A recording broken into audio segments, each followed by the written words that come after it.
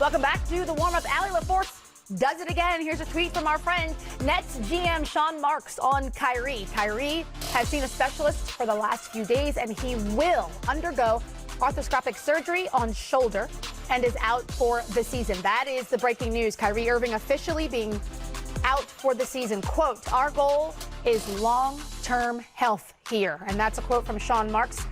Thank you, Allie LaForce. Wow. She's all over the place. I love it.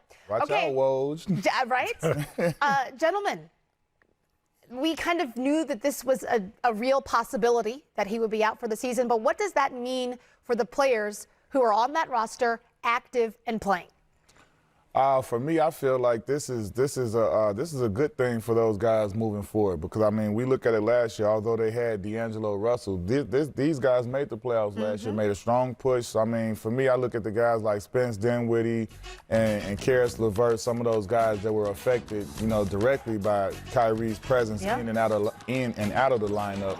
Now they have, some finality knowing that, okay, he's going to be out for the season, and it's going to be what we have moving forward. Sometimes when you get a scenario like that, guys can rally around each other since they have a sense of knowing what it is. And they have a chance, we have pride as players, man. They know that everybody's writing them off saying that, KD's out, Kyrie's not there. So everybody's writing them off. So this is a sense of pride. These guys get a chance to band together and make whatever push they can for these last 21 games of the season. I think freedom of mind is the most dangerous thing in the NBA. And by Kyrie not playing the rest of this year, that team, like Q said, has no pressure on them. For me, I think whoever they match up with, I don't know if they're going to win a series, but those guys should take whatever the media says, whatever people have doubts about them, and make it their motivation. I think this team has overachieved. Kyrie's been in and out of the lineup. He's not just a role player. He's the guy that's going to come in and automatically get 34 minutes. So if you were getting 20, now you're down to 10. Then this guy's rotation goes to this. So every time he comes back and forth, and he takes the ball. Yes, they play very differently without him, almost more team-like than him, just because he's such a special player. Ball dominant. So, yes. Okay, I'll say that too. But without him, they're a really good team. And hopefully they can, prove everybody wrong. I want to see them do it, but I don't think they will. Well, it's interesting because you both said, this team went to the playoffs last season without Kyrie. Now, next season, looking forward, Kyrie Irving comes back. Kevin Durant comes to this roster. Easy money. What does that look like? Well, it depends on who they have on their team still. I think they're going to have to bring in a couple more defenders, but I like Karis LeVert. I like Dinwiddie. Obviously, I like Kyrie and KD, but they're going to need to address some issues on the defensive end for me. And these guys need to be more battle-tested, which is a great opportunity this year for those guys to become battle-tested in the playoffs, because the minute Kyrie and KD step on the floor together, somebody has a clock, and they're like, it's time for us to start winning championships. Right. You cannot waste those years when you have two of the best top 10 players in the NBA on your team. For me, when I look at it, the number one thing that I want to see is how healthy KD will be, how much of himself can he return to form, and as well as Kyrie, because as we've seen with Kyrie, he's had a history of missing a lot of games in seasons. So for me, I think if you can get a healthy Kevin Durant and a healthy Kyrie Irving that plays at least, somewhere between 65 and plus games, that I think they are going to be a championship contender. If those two are healthy, I don't know what pieces remain around them. I look at it the way we start, like with the Clippers and the Lakers. When they got Anthony Davis and LeBron James, they automatically are a contender. Whatever they do from there, we don't know. Same thing with Paul George and Kawhi. So I look at it, when KD and Kyrie become healthy, they are automatically contenders. Now what they do moving forward, we have to see. Oof. So many possibilities. Ladies and gentlemen, the warm-up will continue. Giannis Antetokounmpo, his first regular season game. Excuse me, Vince. Why they got Vince Carter playing him, man? Come on, Vince. Anytime Vince can make the show, I'm happy. Yeah, obviously. Right? But as a 43-year-old, not supposed to be guarding that monster. We'll be back. You're not supposed to put him on the monster. This is the warm-up presented by Ford, the show that gets you ready for the night in the association. The All-Star break is over and the NBA is back. Giannis Antetokounmpo will play his first regular season game since the birth of his son Liam. The Bucks will face the Pistons in Detroit. Joel Embiid and the 76ers are an NBA best 25-2 at home, where they will be hosting the Nets at 8 p.m. in the first game of a TNT doubleheader. The late game on TNT features James Harden and Russell Westbrook of the Rockets in San Francisco to take on the Wounded Warriors. It's time for the warm-up. Let's go!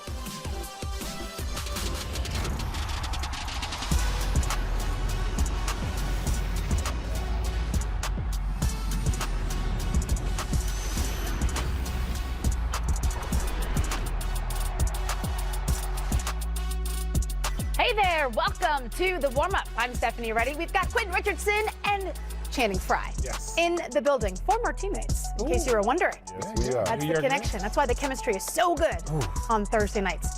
We have a lot to talk about. Welcome back to NBA action, first of all. I was going through withdrawal myself, so I'm pleased to announce that we've got 6 games on the docket tonight and arriving for work in A hoodie. Philly. Joe Harris, Spencer Dinwiddie. Do they look like they're ready for work?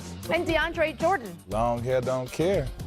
Mr. Fashionista for the big men. Shirt looks nice. I don't know where he gets his clothes. Brooklyn in the building. You should know. You're tall. He's wearing a bathrobe? Okay, Josh Ridge. Is he That's your my cousin? Yeah, You claim him now, yeah, Richardson? Yeah, I see him. He got the masterpiece silk, the Shaka shades. Glasses look good. And Al Horford Nice, trying to embrace his new role. That's a nice coat. That is a very nice coat. I like the color and the Tanner, cut what you and think everything. about it? That's a nice coat, brother. Spencer, that's more my style. Here we go. Joel Embiid arriving. Ready to handle his business. Philly, tonight. thank goodness, at home tonight. And Joel Embiid, you know he's great on the social media. Check this one out. Caption my reaction. Man, before I turned around and I realized it was my boy, someone was going to get these hands. Put them manos on. Hashtag wild boy. And speaking of Simmons and Joel Embiid, we have some late news here. Allie LaForce from TNT tweeted this: Ben Simmons is officially out, and Nets GM Sean Marks will address the media regarding Kyrie Irving in 30 minutes in Philly. She tweeted this not moments ago, so we will keep you updated on that situation. Ben Simmons officially out. Here's some more information on that. He had discomfort at yesterday's practice and got treatment, woke up this morning and was still experiencing discomfort, received treatment today at team facility. Keep in mind they have Bucks on Saturday. I like Allie LaForce, always reporting. We'll update you tomorrow on his status for that game. So that's something interesting to watch. Allie's dropping bombs right? today. She's dropping bombs. LaForce bomb. I don't know. I would have, no offense, I would have had him play tonight because the Bucks, if you lose that game, you're just losing to the Bucks. But I would want to beat the Nets, and then whatever happens, happens against the Bucks, just because they're a better team. I'd rather get the guaranteed win versus take the time and try to lose against the Bucks any old way. Well, I mean, not knowing if that was even a possibility. All right. You know, True. Maybe he's working towards trying to play, and he really was too Maybe he stiff. was going to play in both games, Tanny. He just really kind of sore Back hurts. today. Yeah. Bad back, man. People don't know. Don't play It's with serious. that. Back is half of your body. So let's talk about this. If Simmons does not play, what does that mean for the 76ers? Well, I mean, I think this looks like we get the scenario that everybody's been talking about when one is out, how they play with complementing around, building around the one that is playing. So I think tonight we'll get to see Joel Embiid be featured, and you know, they'll go and play through him. And tonight they'll absolutely go as far as he takes them. This is a big force feed night for Joel Embiid. I think he's going to demand a double team down there. Nobody on the Nets can guard him. I think nobody in the league can guard Joel Embiid when he's at his best. So guys got to be ready to make shots. A lot of teams early in the year have been zoning him up. Joel Embiid's going to have to get at least 5 or 6 assists tonight for them to be well, and they have to make shots. Because if he can score on the block and they're making shots, they're one of the best teams in the league. But and they're playing at home. So if they're playing at home, you're making shots, and Joel Embiid's motivated. That's a tough matchup. Best record in the NBA at home at 25-2. We showed Al Horford coming in the building. He has been, I don't want to say relegated to the bench because his minutes will be what they are. Right. But he's no longer starting. I'll say that. How does that change what this team looks like? I think for me, I didn't know where he was going to fit in that lineup anyways as a starter. Obviously, his contract is a very nice contract. So $100 million. When you get $100 million, they could put you starter, sit, bench. They could put you behind the bench for all I care. For me, it's winning time. They've tried it. They're 6th. They're underachieving. He is a team player. He's an all-star. And if he wants to go as far as his team has the talent to go, he needs to take any role possible. I think he's really good when he has the ball in a starting unit. Simmons needs the ball. Embiid needs the ball. Tobias needs the ball. There's just no room for him to be successful and to be the all-star that he is at the starter. So moving into the bench, it's a good move by Brett Brown. Yeah, the one thing that I think that goes in Philly's favor with whatever move they want to make with him is that Al is a consummate professional. He's going to do his job. He's going to show up. I don't think he's the type of guy that's going to be a bad personality in the locker room or causing dissension. I think, like you say, he's getting paid $100 million. This is the back nine of his career. And I think he's really going to do whatever it takes to try to figure this thing out and work with his team to do the things that he can help them win, whether it's coming off the bench, right, whether they ask him to go back in the line. I think he's shown over his career that he's a pretty level-headed guy and a good guy when it comes to team scenarios. That's some firepower coming off your bench. Al Horford, their bench has been pretty solid this year, with the growing of their rookies and their young guys. But I think he's going to succeed a lot. I think he's going to, if depending on how Embiid is doing or how Simmons is doing, to be able to bring in Al Horford to change the game and have another skilled big man is really going to make them dangerous. So hopefully it works out. It gives Brett Brown some flexibility, too, with positions. He can put Al Horford in at multiple positions coming off the bench, depending on his needs. Now, let's talk about this Philadelphia team on the road. They only have 9 wins. Ooh. How is that possible? Look at this comparison. This is a mystery. This is a mystery. I think for me, on the road, it's when you don't have discipline and when you don't have vocal leaders, which sometimes I watch them a lot this year. To me, I just don't see one guy speaking up and talking to everybody. When they go to the bench, it's generally quiet. They don't talk. They wait for Brett Brown to give them a play and they come back. This team needs somebody that's going to be a vocal leader when things get tough, that they are going to get down in the trenches, group up and huddle together and figure things out. When things are easy at home because the crowd is going to keep them going. On the road, when you get down 4, 6, 8, who do you go to? Do you go to Ben Simmons? What plays do you run? Do you go to Embiid? Do you go to Tobias? They have so many options. I think sometimes they just need to make who's going to be the pack leader and go with that and ride that out for the rest of the year.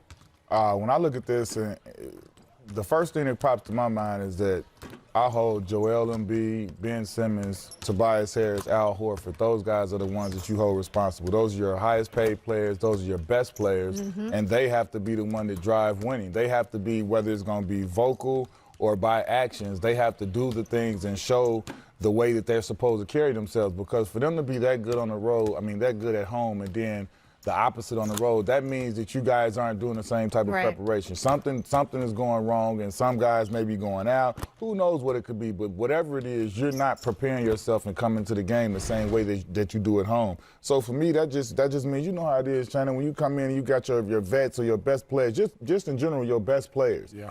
If your best guys are doing the right things and doing what's supposed to be done, no one else can deter and say, I'm going to do this, because if you got Joel Embiid, who's an all-star, all-NBA, or Ben Simmons, all-star, if they doing what they supposed to do, being on time, working the way they supposed to, nobody else can come in there and not do it. Right. Yep. Well, that time will tell if they can straighten this thing out on the road, but it certainly is an indicator of something being amiss with this Philadelphia 76ers team. Okay, we've got some breaking news, I've been told, as it relates to Kyrie Irving. We'll have that when we get back. Kyrie Irving has missed 33 of 53 games this season.